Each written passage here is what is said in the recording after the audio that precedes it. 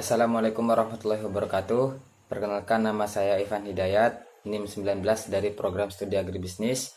Di sini saya akan menjelaskan tentang program kegiatan penyuluhan dengan judul Pendekatan Penyuluh dalam Meningkatkan Ketahanan Pangan di Kabupaten Bengkulu Tengah, demi menyelesaikan ujian tengah semester pada mata kuliah penyuluhan pertanian di semester ganjil ini.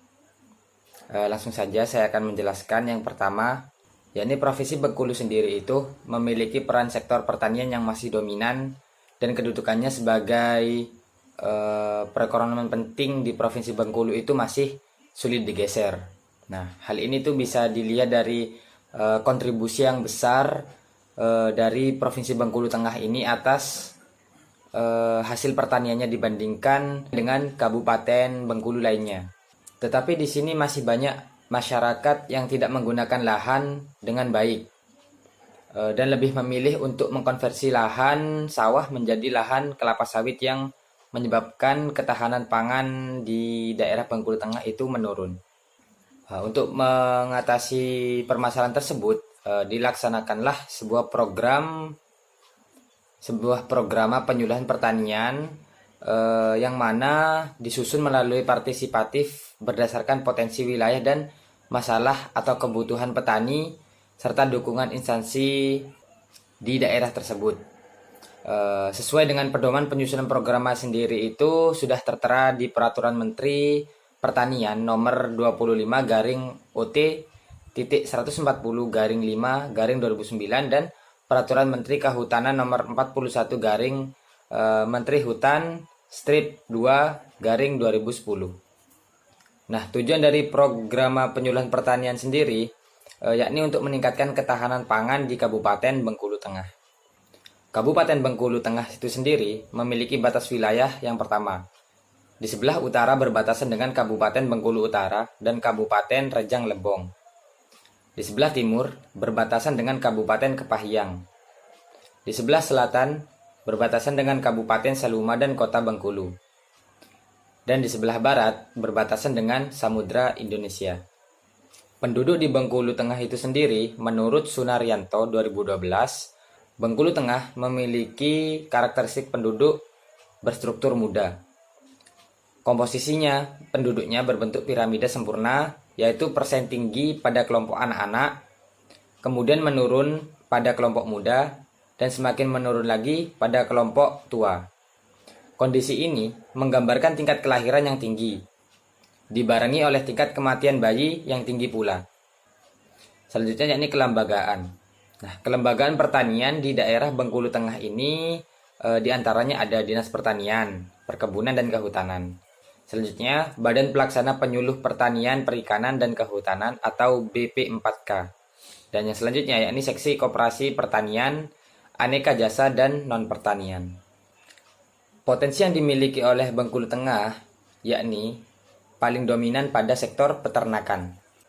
Produksi hasil ternak terbesar di kota Bengkulu Tengah yakni daging sapi.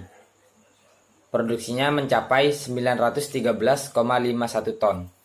Komoditas sapi perah juga menjadi salah satu peluang usaha di bidang peternakan yang cukup menjanjikan di Kabupaten Bengkulu Tengah ini. Dikarenakan populasi sapi perah di Provinsi Bengkulu ini mencapai 156 ekor. Hendaknya usaha peternakan ini dikelola secara lebih agar hasil yang diperoleh lebih maksimal. Nah, banyak isu permasalahan di daerah Bengkulu Tengah ini. Yang pertama, yakni rendahnya minat petani untuk mengikuti program penyuluhan. Meskipun Provinsi Bengkulu menjadi penyumbang terbesar di Pulau Sumatera, namun minat petani dalam mengikuti program penyuluhan ini masih rendah. Terbukti pada sebuah kasus bahwa lebih dari 80% petani hanya mengikuti penyuluhan sebanyak 1 kali dalam 1 tahun. Masalah kedua yakni potensi sumber daya alam yang terbatas. Kabupaten Bengkulu Tengah sendiri memiliki sumber daya alam yang sangat terbatas. Untuk bisa mengambil peran dalam bidang pertanian, maka diperlukan upaya untuk pengoptimalisasian pemanfaatan lahan. Yang ketiga, yakni tingginya angka alih fungsi lahan tanaman pangan. Nah, menurut pemikiran petani di Bengkulu Tengah ini, lahan perkebunan kelapa sawit itu lebih mendatangkan keuntungan yang banyak. Jadi banyak lahan-lahan sawah di sana yang dialihfungsikan menjadi lahan kelapa sawit. Nah, hal itu dapat mengganggu ketahanan pangan di Bengkulu Tengah itu sendiri. Permasalahan keempat yakni rendahnya tingkat pendidikan seorang petani di Bengkulu Tengah itu sendiri. Jadi, mayoritas tingkat pendidikan masyarakat di Bengkulu Tengah itu masih rendah dan membuat masyarakat itu terbatas dalam pengetahuan serta keterampilan teknologi. Selanjutnya, masalah yang kelima yakni ketahanan pangan. Berhubungan dengan pengonversian lahan tadi, ketahanan pangan di sini menjadi terancam, sehingga perlu adanya upaya untuk mempertahankan bahkan meningkatkan ketahanan pangan di Bengkulu Tengah sendiri. Jadi di sini solusinya yakni kita harus memberikan materi tentang penyuluhan kepada petani-petani di Bengkulu Tengah itu sendiri. Adapun materi penyuluhan pertanian yang direncanakan yaitu yang pertama, penguatan motivasi, yang kedua, penguatan kelembagaan, dan yang ketiga, pelatihan soft skill dan hard skill. Nah, materi ini akan dilaksanakan selama 1 tahun ke depan. Nah, jadi saya akan menjabarkan 3 materi tadi. Untuk penguatan motivasi itu sendiri, di sini akan merengreng pada bulan Januari itu kita akan mengadakan fokus group discussion mengenai kemajuan pertanian di Indonesia. Dan pada bulan selanjutnya juga akan mengadakan forum group discussion, tetapi kita akan menjelaskan tentang pentingnya ketahanan pangan di suatu daerah. Kemudian pada bulan Maret kita akan mengadakan forum group discussion mengenai kondisi pertanian daerah. Dan pada bulan April kita akan mengadakan forum group discussion mengenai ketahanan pangan daerah. Nah, selanjutnya pada poin kedua yakni penguatan kelembagaan. Nah, pada 2 bulan kemudian pada Mei dan Juni kita juga sama mengadakan forum group discussion yakni mengenai peran kelembagaan dalam bidang pertanian dan kemudahan berusaha tani dengan melibatkan lembaga pemerintah. Nah, selanjutnya pada bulan Juli dan Agustus kita akan mengadakan peningkatan intensivitas penyuluh dan penekanan peran lembaga pemerintah terhadap pertanian masyarakat.